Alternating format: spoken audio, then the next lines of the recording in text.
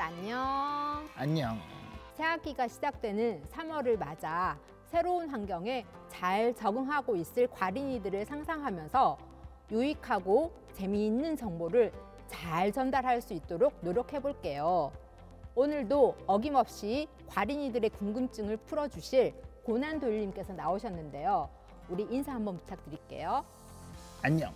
나는 어떤 내용이든지 여러분들에게 알려줄 과학탐정 고난도일이야.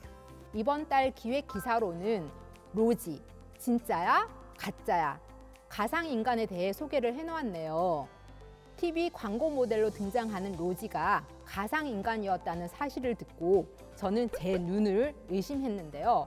왜냐하면 움직임과 목소리, 얼굴 모습이 실제 사람과 구분하기가 어렵더라고요. 고난도일님께서는 어떠셨어요? 저도 처음에 TV에서 보고는 깜쪽같이 속았었죠. 개성 있는 얼굴의 새로운 모델이구나 라고만 생각했는데 알고 보니 가상인간이었더군요. 20여 년 전에 우리나라에 등장한 1호 가상인간인 아담이 있었는데요. 그 당시에는 실제 사람과는 거리가 멀었었잖아요. 기억하시죠? 그걸 기억하시다니 대단하시군요. 맞습니다. 20여 년 전 우리나라에 처음 등장한 1호 가상인간이자 사이버 가수 아담이 있었죠.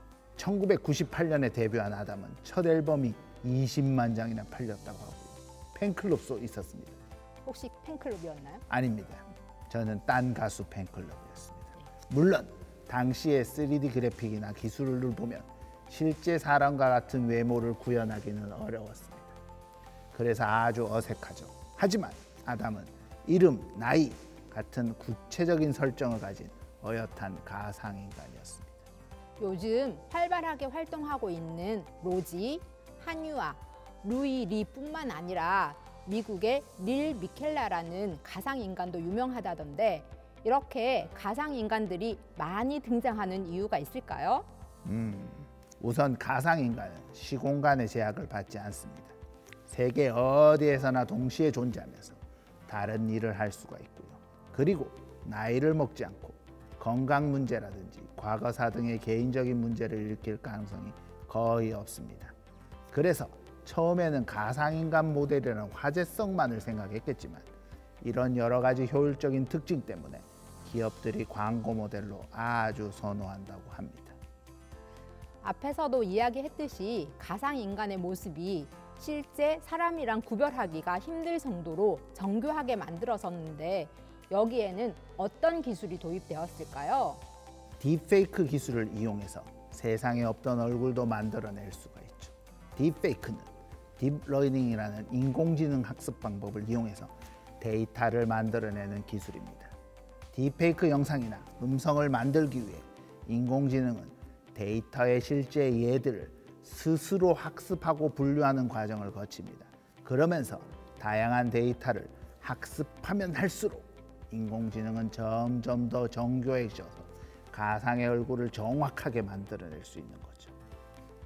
최근에는 코드미코나 키즈나 아이 같은 버추얼 유튜브로 모션 캡처도 관심을 받고 있던데 가상인간에서 이 모션 캡처 기술도 중요한 것인가요?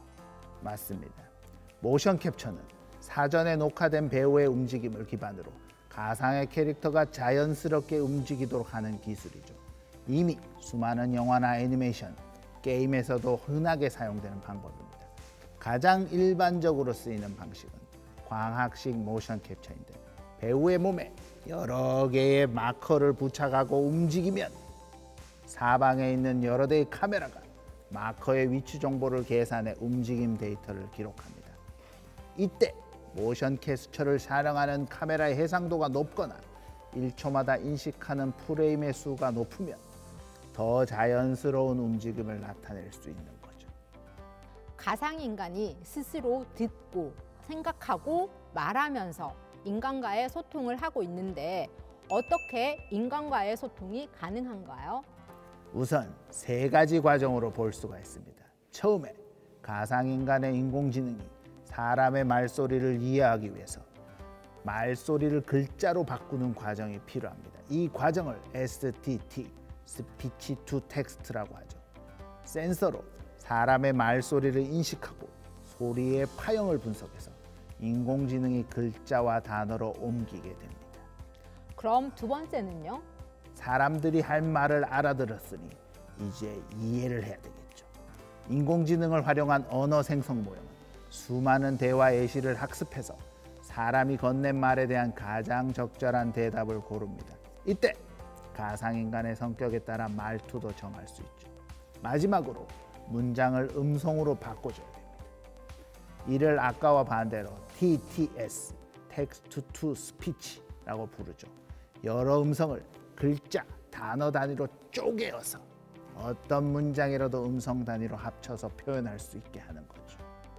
가상인간이 사람들 속으로 들어와서 새로운 콘텐츠를 보여주고 있지만 한편으로는 부작용도 발생하고 있는 것도 사실인데 어떤 점들을 고려해야 할까요?